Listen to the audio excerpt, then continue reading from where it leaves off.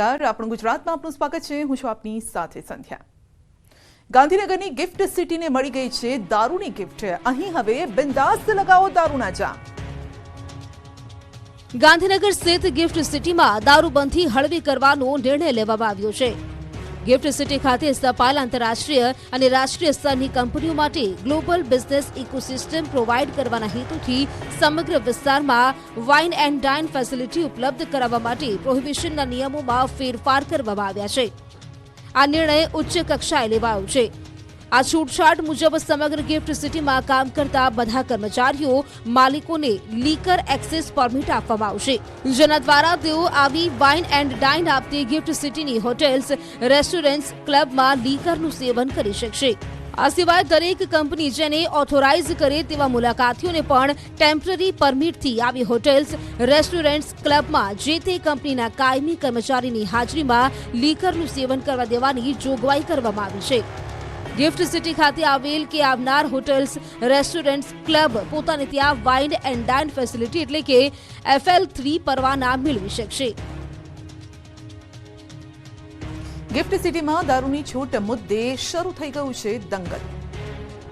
સરકાર આ બાબત વિચારશે। મારો હંમેશા વિરોધ રહ્યો છે એ દેશી શરાબથી। ગિફ્ટ સિટીમાં ધંધા વેપારને આકર્ષવા માટે હવે દારૂની પરમિટો અપાશે, છૂટ અપાશે, ખુલ્લેઆમ દારૂ પીવાશે। ગિફ્ટ સિટી ખાતે દારૂ પીવા માટેની છૂટ આપી એ ખરેખર નિંદનીય છે। ગાંધીનગરના ગિફ્ટ સિટીમાં દારૂબંધી હટાવી લેવાના નિર્ણયને લઈને દંગલ શરૂ થઈ ગયું છે। ગિફ્ટ સિટીને દારૂની ગિફ્ટ આપતા રાજકારણ પણ ગરમાઈ ગયું। ભાજપ કોંગ્રેસના નેતાઓ આમને સામને આવી ગયા છે। કોંગ્રેસ ખોટો નિર્ણય ગણાવે છે તો ભાજપ આવકારે છે। આ તરફ લોકોમાંથી પણ મિશ્ર પ્રતિસાદ આવી રહ્યો છે। કૃષિ મંત્રી રાઘવજી પટેલે પોતાની પ્રતિક્રિયા આપી હતી। તેમણે જણાવ્યું હતું કે ગિફ્ટ સિટીની જરૂરિયાતોને ધ્યાનમાં રાખીને નિર્ણય લેવાયો છે। આનાથી કોઈ આબ ફાટી પડવાનું નથી। સુરત, મોરબી અને રાજકોટમાં ઉઠેલી માંગ અંગે પણ સરકાર વિચારણા કરશે।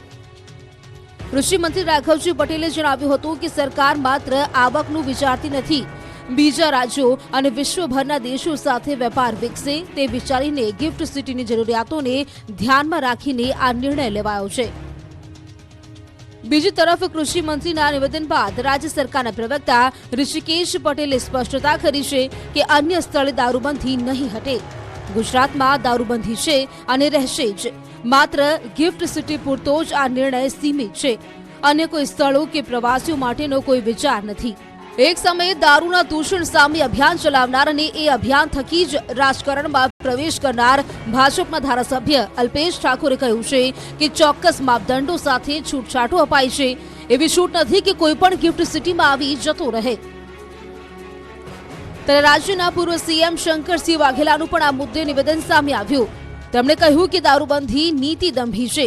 છૂટ આપવી હોય તો સમગ્ર ગુજરાતમાં આપો। તેમણે માંગ કરી છે કે મહાત્મા મંદિર, ધોલેરા, ધોરડોમાં છૂટ આપો। સરકાર SOU ખાતે પણ છૂટ આપશે। સાથે જ યુવાનોની ચિંતા કરતા કહ્યું કે યુવાધન બરબાદ ન થાય તે માટે પગલાં જરૂરી છે। આ બાજુ કોંગ્રેસના નેતા જ્ઞાનીબેન ઠાકોર, અમિત ચાવડા, મનીષ દોશી સહિતના નેતાઓએ રાજ્ય સરકારના નિર્ણયને ગુજરાત પર કલંકરૂપ ગણાવ્યો। તો જનતામાંથી મિશ્ર પ્રતિસાદ મળી રહ્યો છે। ત્યારે ગિફ્ટ સિટી બાદ ડ્રીમ સિટી સુરતમાં પણ દારૂબંધી હટાવી છૂટ આપવામાં આવે તેવી માંગ ઉઠી છે। સ્થાનિકો માની રહ્યા છે કે સુરતનો વિકાસ વધારવા અને ઉદ્યોગોને વેગ આપવા સરકારે છૂટ આપવી જોઈએ। અમદાવાદમાં પૂરપાટ ટ્રક પલટતા 4 લોકો દબાયા। જુઓ ખતરનાક આ દ્રશ્યો। અમદાવાદના રોડ પર ફરી એકવાર મોતની માફક દોડતો આવ્યો ટ્રક। અમદાવાદના ધોળકાના વટામણ ચોકડી નજીક પૂરપાટ ટ્રક આવી રહ્યો હતો ત્યારે અચાનક જ ટ્રક ચાલકે સ્ટીયરિંગ પર કાબુ ગુમાવ્યો હતો।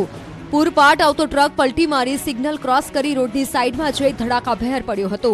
અચાનક જ ટ્રક પલટી મારી 5-10 ફૂટ સુધી ઢસડાતા લોકોમાં નાસભાગ મચી ગઈ હતી। રોડની સાઈડમાં ઉભેલા લોકો પણ જાણે મોત આવ્યું હોય તે રીતે ટ્રક નીચે લોકો દબાઈ ગયા હતા। 4 થી વધુ લોકોને ગંભીર ઈજા પહોંચી, જ્યારે એક વ્યક્તિનું ઘટના સ્થળે જ મોત થયું છે. ઈજાગ્રસ્તોને સારવાર માટે ધોળકા ખસેડાયા.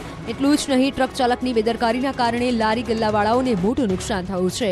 રોડની બાજુમાં ઉભેલી લારીઓ પણ તૂટી ગઈ હતી. ટ્રક પલટી જતા રોડ પર ટ્રાફિક જામ થયો હતો. મોટી સંખ્યામાં લોકો એકત્ર થયા હતા. ટ્રકને ઊભો કરવા માટે ક્રેનની મદદ લેવી પડી હતી. મહા મહેનતે ટ્રકને રોડની સાઈડમાં ઊભો કર્યો હતો. અમદાવાદમાં જાહેરમાં ખેલાયો ખૂની ખેલ, અંગત અદાવતમાં કરી હત્યા, 5 લોકો પકડાયા. અમદાવાદમાં ગુંડાઓ બેફામ બન્યા છે. જાહેરમાં ખૂની ખેલ ખેલાઈ રહ્યા છે. ત્યારે અમદાવાદના ઓઢવમાં 7 લોકોએ જાહેરમાં મારામારી કરી અને યુવાનની હત્યા કરી નાખતા હાહાકાર મચી ગયો છે. ઓઢવમાં 14 વર્ષના કિશોરનું ખૂન થઈ જતા આ વિસ્તારમાં સન્નાટો છવાઈ ગયો. કિશોર સબારી વસાહત નજીક બેઠો હતો ત્યારે 7 લોકો તીક્ષ્ણ હથિયાર સાથે આવી ચડે છે અને શેરીમાં બેઠેલા કિશોર પર હુમલો કરે છે. ઉપરા છાપરી છરીના ઘા મારીને કિશોરને પતાવી દેવામાં આવે છે. 7 લોકોએ કિશોર પર એવો હુમલો કર્યો કે કિશોર લોહી લુહાણ થઈ ગયો. આ અંગે ઓઢવ પોલીસે આરોપીની ધરપકડ કરી છે. મહેસાણાના મંડાલી ગામે લાગી આગ, 3 કિલોમીટર દૂર દેખાયા ધુમાડા. મહેસાણાના મંડાલી નજીકના ભંગારના ગોડાઉનમાં આગ લાગી હતી. અમદાવાદ મહેસાણા હાઈવે પર આવેલા ગોડાઉનમાં આગ લાગતા અફરાતફરીનો માહોલ સર્જાયો હતો. કોઈ કારણોસર ભંગારનું ગોડાઉન ભડભડ સળગવા લાગતા લોકોના ટોળે ટોળા ઉમટી પડ્યા હતા. મોટી સંખ્યામાં લોકોએ આગ પર કાબુ મેળવવાનો પ્રયાસ કર્યો હતો, પરંતુ આગે જોતજોતામાં વિકરાળ સ્વરૂપ ધારણ કરી લેતા 3 ફાયર બ્રિગેડની ગાડીઓને બોલાવવાની ફરજ પડી. ફાયર બ્રિગેડના જવાનોએ કલાકો સુધી પાણીનો મારો ચલાવી આગ પર કાબુ મેળવ્યો હતો. આગ એટલી ભયાનક હતી કે ધુમાડાના ગોટે ગોટાથી આકાશ કાળો ડિબાંગ થઈ ગયું હતું. લગભગ 2 થી 3 કિલોમીટર દૂર સુધી ધુમાડાના ગોટે ગોટા દેખાયા હતા. મહેસાણાના કડીમાં ચડ્ડી બનિયાનધારી ગેંગનો સામે આવ્યો આતંક. મહેસાણાવાસીઓ ઘર બંધ કરીને જતા હોય તો સાવધાન રહેજો. મહેસાણા અને કડીમાં ચડ્ડી બનિયાનધારી ગેંગનો ફરી એકવાર આતંક સામે આવ્યો. ચોર ટોળકીએ બંધ ઘરને નિશાન બનાવવાનું શરૂ કર્યું છે. ચડ્ડી બનિયાનધારી ગેંગ કડીમાં મોડી રાત્રે ઘરમાં ત્રાટકી હતી. ચોરી કરીને ફરાર થઈ ગઈ. તસ્કરોએ બંધ મકાનને નિશાન બનાવ્યું. બંધ મકાનમાં 1 2 નહીં 3 ચોર ત્રાટક્યા હતા અને ઘરમાંથી 2,40,000ના મુદ્દામાલની ચોરી કરી ફરાર થઈ ગયા. જ્યારે પરિવાર ઘરે આવ્યો તો તેમની આંખો ચાર થઈ ગઈ. ઘર આખું વેરવિખેર કરી નાખ્યું. તિજોરીનું એક ખાનું ખોલી ચોરો બધું લૂંટી ગયા હતા. પોલીસે આ અંગેની ફરિયાદ નોંધી ગેંગને પકડવા ચક્રો ગતિમાન કર્યા છે. સુરતના માંડવી અને સાબરકાંઠામાં દીપડાએ મચાવ્યો આતંક. દક્ષિણ ગુજરાતમાં દીપડાએ ફરી એકવાર દહેશત ફેલાવી છે. આ વખતે સુરતના માંડવીમાં દીપડાનો આતંક સામે આવ્યો છે. લોકો થરથર ધ્રુજી રહ્યા હતા ત્યારે સુરતના માંડવીમાંથી દીપડો પાંજરે પુરાયો. સાલૈયા ગામની સીમમાંથી દીપડો પકડાયો. છેલ્લા ઘણા દિવસથી ગામમાં દીપડાએ દેખા દીધી હતી. સ્થાનિકોએ વન વિભાગને દીપડા અંગે માહિતી આપી હતી. દીપડો પાંજરે પુરાતા ગામ લોકોએ હાશકારો અનુભવ્યો છે. બીજી તરફ સાબરકાંઠાના તલોદ હિંમતનગર બાદ હવે ઈડરમાં પણ દીપડાની દહેશત સામે આવી છે. મહાકાલેશ્વર રોડ પર રાત્રે દીપડાના આટાફેરાથી ભયનો માહોલ છવાયો છે. રાતના સમયે ખેતરમાં પશુનો શિકાર કરતા ખેડૂતો ખેતરે જતા ડરી રહ્યા છે. ખેતરમાં દીપડાના પંજાના નિશાન મળી આવ્યા છે, જેથી લોકો ઘરની બહાર નીકળતા ડરી રહ્યા છે. આ અંગે સ્થાનિકો અને પશુપાલકોએ વન વિભાગની રજૂઆત કરી છે. વન વિભાગ પેટ્રોલિંગ ન કરતું હોવાની સ્થાનિકોની ફરિયાદ છે. રજૂઆતો બાદ પણ કામગીરી ન કરાતા લોકોમાં રોષ જોવા મળી રહ્યો છે. જેતપુરમાં રખડતી રંજાડનો ભોગ બન્યું એક બાળક. રાજકોટના જેતપુરમાં રખડતી રંજાડ હવે લોકોના જીવ માટે જોખમી બની રહી છે. અત્યાર સુધી રોડ પર ડેરો નાખતા હતા, પરંતુ હવે તો આ જ પશુઓ લોકોના જીવના દુશ્મન બન્યા છે. રાજકોટના જેતપુરમાં પોતાના ઘર પાસે એક બાળક રમી રહ્યો હતો ત્યારે રોડ પર મોતની માફક દોડતા પશુએ બાળકને ફૂટબોલની જેમ ફંગોળ્યો હતો. બાળકને અડફેટે લેતા બાળકને ગંભીર ઈજા પહોંચી હતી. બાળકને તુરંત સારવાર માટે હોસ્પિટલ ખસેડવાની ફરજ પડી હતી, પરંતુ રાજકોટમાં સારવાર દરમિયાન બાળકનું મોત થયું છે.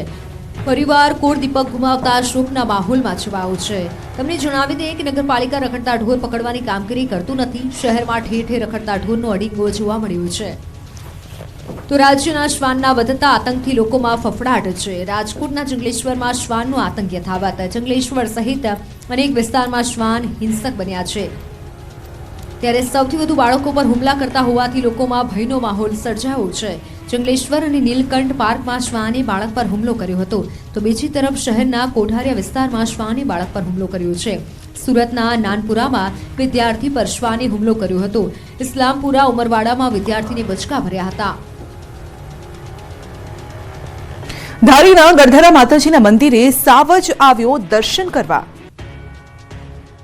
ગીરના સાવજો ગીર છોડી ધીમે ધીમે ગામડાઓ અને શહેર તરફ પ્રયાણ કરી રહ્યા છે. ત્યારે અમરેલીના ધારીના ગળધરા ખોડિયાર માતાજીના મંદિરે સિંહ દર્શન કરવા આવ્યો હતો. અમરેલીના ધારીમાં ગળધરા ખોડિયાર મંદિરના પરિસરમાં સિંહે રાત્રે લટાર મારી હતી. મધ્યરાત્રિએ સિંહ લટાર મારતો નજરે ચડ્યો હતો. સિંહની આ લટાર કેમેરામાં કેદ થઈ હતી. આંબરડી સફારી પાર્ક નજીક આવેલા ગળધરા મંદિરના પરિસરમાં સિંહની લટારનો વિડીયો સોશિયલ મીડિયા પર વાયરલ થયો છે. ગામમાં અડધી રાત્રે સિંહ આવી ચડતા લોકોમાં ભય ફેલાયો હતો. કરજણ નવા બજાર વિસ્તારમાં બની આગની ઘટના. જલારામ નગરપાલિકા દરગાહ પાસેના ઘન કચરામાં આગ લાગી. આગના પગલે કરજણ ફાયર ફાઇટરની ટીમ પહોંચી ઘટના સ્થળે અને કરજણ ફાયર ફાઇટરની ટીમ દ્વારા આગ પર કાબુ મેળવવાની તજવીજ હાથ ધરાઈ. સિસર ઉમિયા ધામના પ્રમુખ જયરામ પટેલ તેમના પદેથી રાજીનામું આપી શકે છે. જયરામ પટેલની વય મર્યાદામાં હજુ 6 માસ બાકી હોવાની વાત સામે આવી છે, પરંતુ પુત્રનું નામ મોરબી નકલી ટોલ નાકા મામલે સામે આવતા તેઓ 6 તારીખે રાજીનામું આપી શકે છે. તો મળતી માહિતી મુજબ હાલ તો વય મર્યાદાના કારણે રાજીનામું આપે તેવી અને ગેરકાયદે ટોલ નાકાના વિવાદ વચ્ચે રાજીનામું આપી શકે તેવી ચર્ચા છે.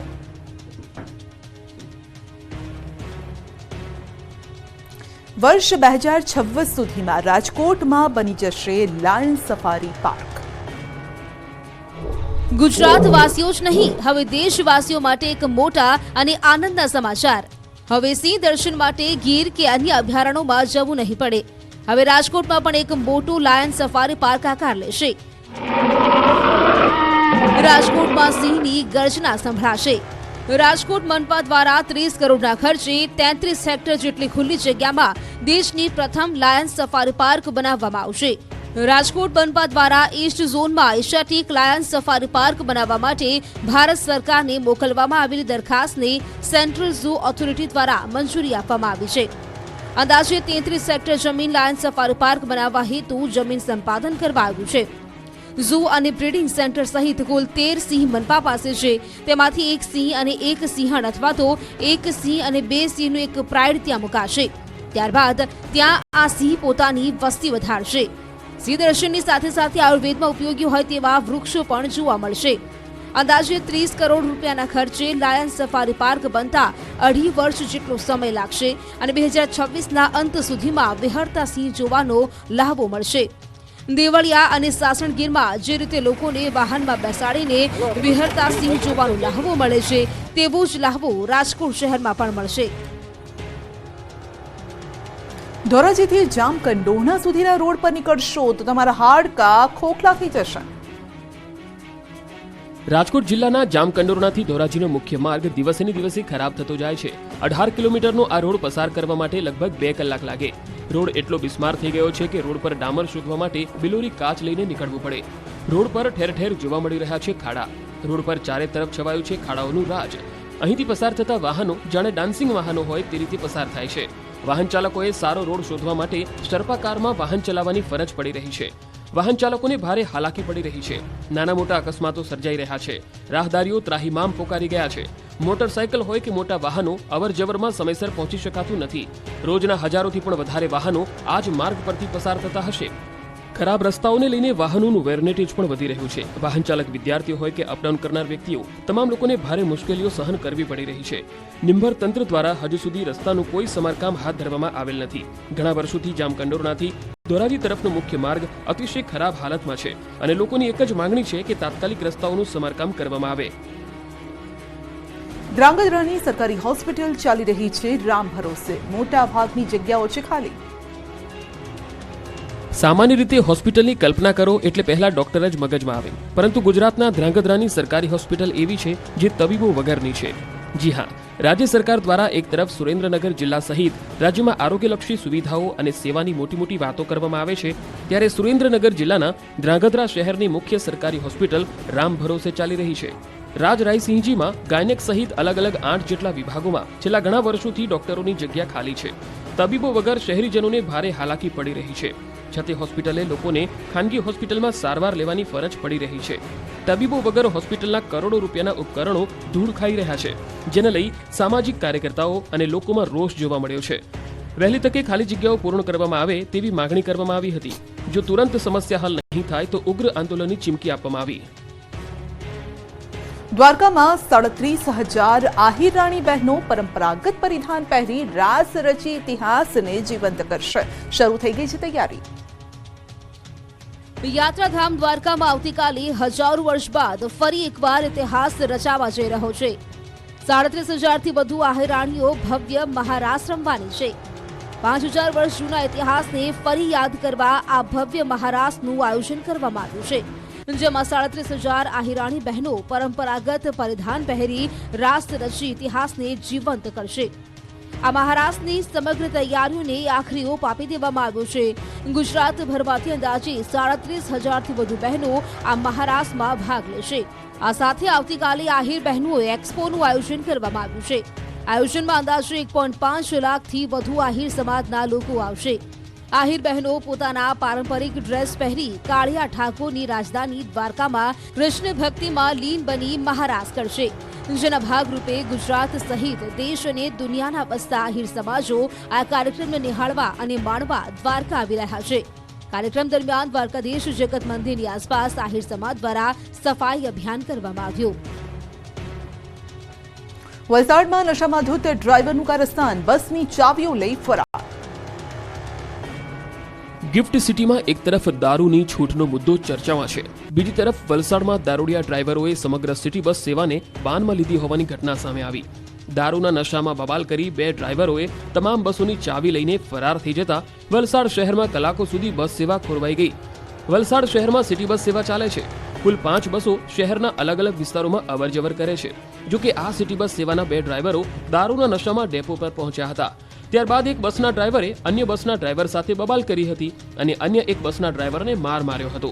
આથી ડ્રાઈવરોને ફરજ મુક્ત કરવામાં આવતા જીતુ નામનો ડ્રાઈવર રાતના સમયમાં ડેપોમાં પાર્ક કરેલી તમામ સિટી બસની ચાવી લઈને ફરાર થઈ ગયો.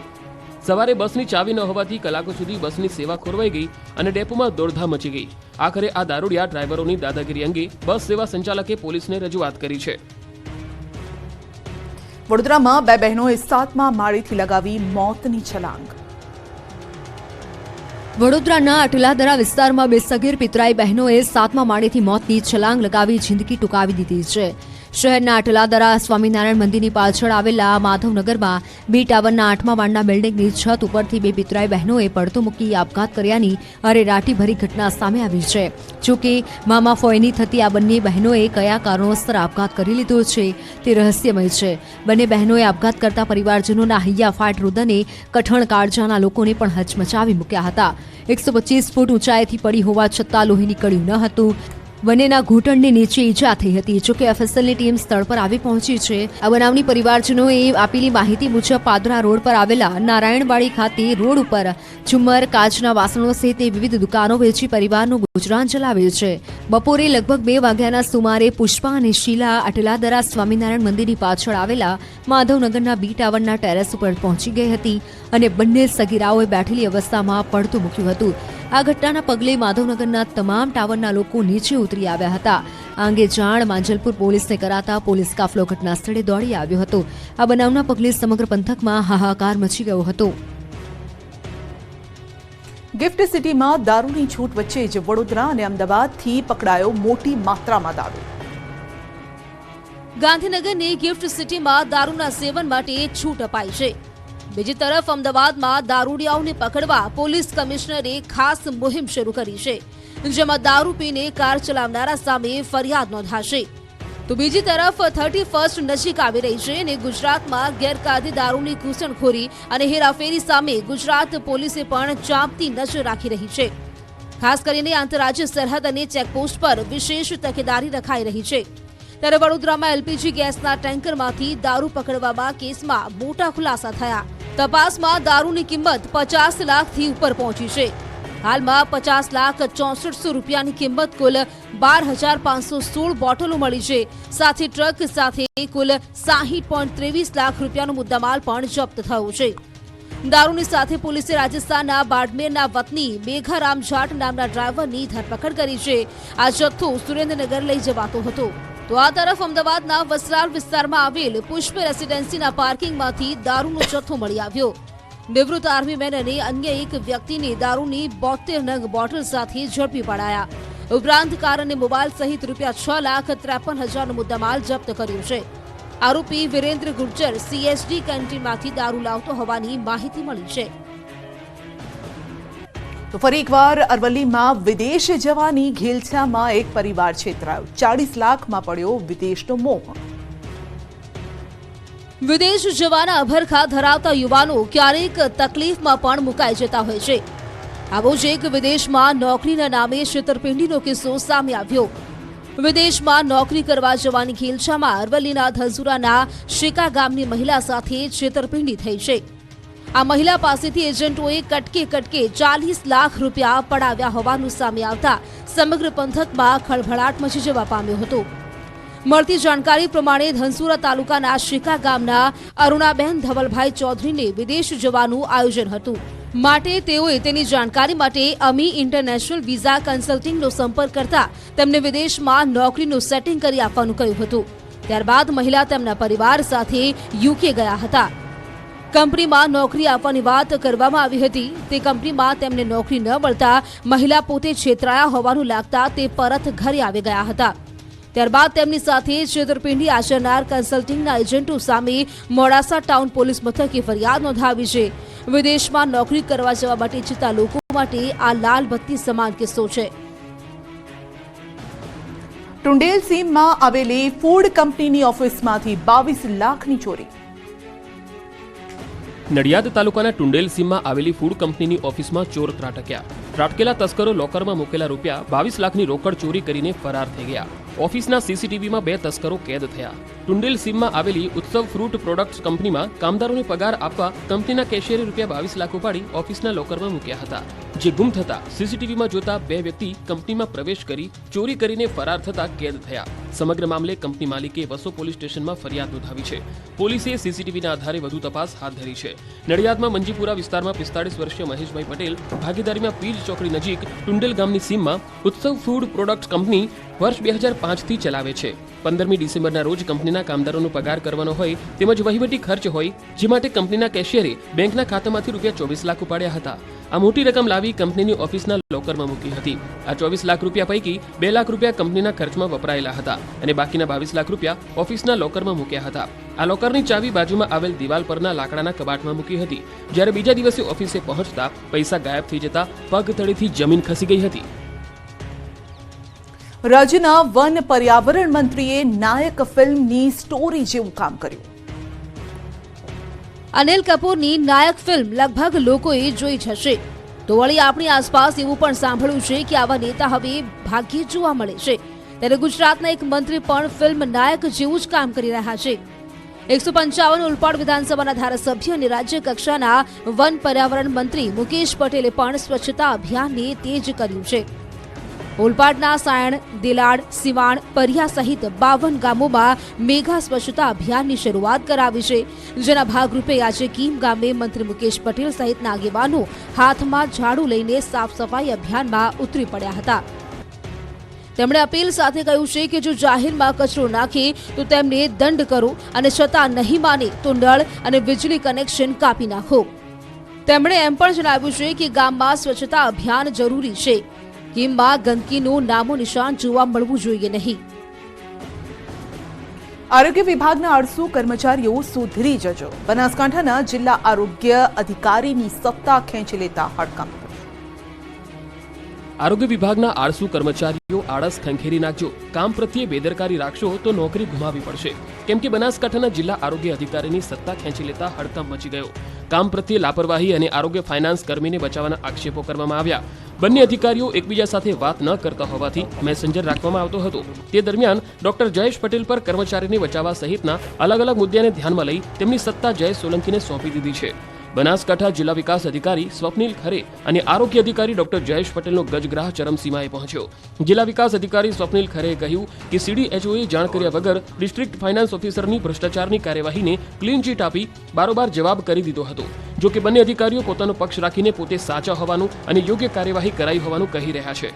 ત્યારે હવે જોવાનું એ રહ્યું કે જિલ્લા આરોગ્ય અધિકારીને પોતાની સત્તાઓ પાછી મળશે કે કેમ. ડાંગમાં ડુંગરદેવ પ્રત્યે આદિવાસીઓની આસ્થા અજે. ડુંગરદેવને પ્રસન્ન કરવા લોકોએ બળતા લાકડા ખાધા, અંગારા પર દોડ્યા. કોઈ નાચગાન કરી રહ્યું છે, કોઈ અંગારા પર આડોટી રહ્યું છે, કોઈ આગને આરોગી રહ્યું છે, કોઈ બળેલા લાકડા ખાય છે તો ખુલ્લા શરીરે હાથમાં લાકડી લઈને નાચે છે, તો કેટલાક ડુંગરદેવના નામે રોપેલા સ્તંભ પાસે જઈને ગોળ ફરી નાચે છે. કોઈ ધૂણી રહ્યું છે, કેટલાક લોકોને ચાબુકથી જોર જોરથી મારવામાં આવી રહ્યા છે, જેની વચ્ચે ઢોલ અને પાવરી વાદ્ય વાગી રહ્યા છે. આ બધો ખેલ જોવા આખું ગામ ઉમટી પડ્યું છે. આ અદ્ભુત અને ક્યારેય કલ્પી ન શકાય તેવા દ્રશ્યો છે ડાંગના. આ કોઈ ખેલ નહીં પરંતુ ડુંગરદેવને પ્રસન્ન કરવા થઈ રહી છે વિશેષ પૂજા. જી હા, ડાંગમાં ડુંગરદેવ પ્રત્યે આદિવાસીઓની આસ્થા આજે પણ જીવંત છે. વર્ષોથી ચાલી આવતી ડુંગરદેવની પારંપરિક પૂજા પ્રથાને આદિવાસીઓએ ટકાવી રાખી છે. દર વર્ષે માગસર પૂનમથી પહેલા 15 થી 20 દિવસના ગાળામાં આ પૂજા કરવામાં આવે છે. ડુંગરદેવની પૂજા કરનારને વહેલી સવારે ફરજિયાત નહાવવું પડે છે. મોડી રાત સુધી પૂજા માટે નાચવાનું, કૂદવાનું હોય છે. ડુંગરદેવના નામે રોપેલા સ્તંભ પાસે પુરુષો નૃત્ય કરે છે અને ડુંગરદેવના નારા બોલે છે. આ દરમિયાન ભૂત આવતા હોવાની પણ સ્થાનિક માન્યતા છે. ભૂતનો વારો આવે, અગ્નિદેવનો વારો આવે, તે વ્યક્તિ બળતા લાકડા ખાય છે, અંગારા પર નાચે છે. ગામમાં સુખ, શાંતિ અને સમૃદ્ધિ રહે તે માટે અહીંના આદિવાસીઓએ અનોખી રીતે પૂજા કરી. અહીં ડુંગરદેવની પૂજા 2 રીતે થાય છે. માવલી કોપીના કારણે કોઈ બીમારી હોય તો ડુંગરદેવ રાખવામાં આવે છે, અથવા તો ઘરમાં સુખ અને પ્રસન્નતા હોય તેનો આભાર માનવા માટે પણ ડુંગરદેવ રખાય છે. આ પૂજામાં ફક્ત પુરુષો જ ભાગ લે છે. મહિલાઓ દીવા લઈને તેમની રક્ષા માટે પ્રાર્થના કરે છે. આ અનોખી પૂજા આખું ગામ સાથે મળીને કરે છે. અયોધ્યામાં રાજકોટનો કસબી વગાડશે ડંકો. અયોધ્યામાં બનાવશે વિવિધ રંગોળી. આગામી 22 જાન્યુઆરીએ અયોધ્યામાં પ્રાણ પ્રતિષ્ઠા મહોત્સવ યોજાવાનો છે. ત્યારે સમગ્ર દેશવાસીઓમાં ભારે ઉત્સાહ જોવા મળી રહ્યો છે. સૌરાષ્ટ્રના રંગોળીકાર પ્રદીપ દવેએ પાણીની અંદર વિવિધ રંગોળી બનાવી છે. 45 વર્ષથી રંગોળી બનાવતા રાજકોટના પ્રદીપ દવે હાલ ઉત્તર પ્રદેશના અયોધ્યા ખાતે પહોંચ્યા છે. પ્રદીપ દવે છેલ્લા 45 વર્ષથી રંગોળી બનાવે છે. ક્યારેક પાણીથી ઉપર, ક્યારેક પાણીની વચ્ચે, તો ક્યારેક પાણીની નીચે અને હવામાં તરતી અને મેજિક રંગોળી સહિતની અલગ અલગ રંગોળી બનાવવામાં માહિર છે પ્રદીપ દવે. પ્રદીપ દવેએ કહ્યું કે ભગવાન શ્રીરામનું મંદિર નિર્માણ થઈ રહ્યું છે, જેના ઉપલક્ષમાં મને આમંત્રણ મળ્યું છે. હું આ આમંત્રણને ભગવાન રામજીની કૃપા જ માનું છું. પ્રદીપ દવે આગામી દિવસોમાં 21 તારીખ સુધી અયોધ્યા ખાતે અલગ અલગ પ્રકારની રંગોળી બનાવશે. અયોધ્યામાં ડંકો વગાડશે. અમદાવાદમાં કોરોનાએ પકડી રફતાર અને અમદાવાદમાં કોરોનાના વધુ 5 કેસ નોંધાયા છે. અત્યાર સુધીમાં કોરોનાના કુલ 22 કેસ છે. એક દર્દીની તબિયત લથડતા હોસ્પિટલ દાખલ કરાયો છે.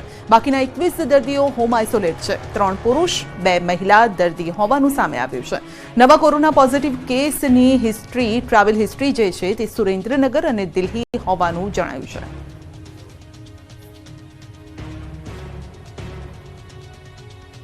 જામનગરની જીજી હોસ્પિટલના આઈસીયુ વિભાગમાં લાગેલી આગ બીડીથી લાગી હોવાનું સામે આવ્યું. ગુરુવારે આઈસીયુ વિભાગમાં આગ લાગી હતી અને તપાસ કરતા દર્દીના બેડ નીચેથી બીડી અને દિવાસળી મળી આવી છે. અને આગ બીડી અને દિવાસળીના કારણે લાગી હોવાની સુપ્રિન્ટેન્ડન્ટે સ્પષ્ટતા કરી છે.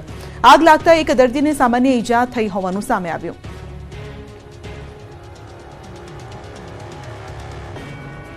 અમદાવાદ મનપા ઓફિસમાં પાન ગુટકા પર પ્રતિબંધ. અમદાવાદ મનપા કમિશનર એમ થેનરસનનું ફરમાન છે. એમસી મુખ્ય કચેરી, ઝોનલ ઓફિસ કે વોર્ડ ઓફિસમાં પાન ગુટકા પર પ્રતિબંધ છે. કમિશનર એમ થેનરસનનો સ્વચ્છતા અંગે આદેશ છે. ઓફિસ એન્ટ્રીમાં પાન ગુટકા સાથે કર્મચારી પકડાશે તો દંડ થશે. દરેક ઝોન દીઠ ડેપ્યુટી ડાયરેક્ટરને સોંપાઈ છે જવાબદારી અને ઓફિસના મેઇન ગેટ પર સિક્યુરિટી સ્ટાફ કરશે ચેકિંગ. પાન ગુટકા મળી આવશે તો એએમસીમાં પ્રવેશ નહીં મળે.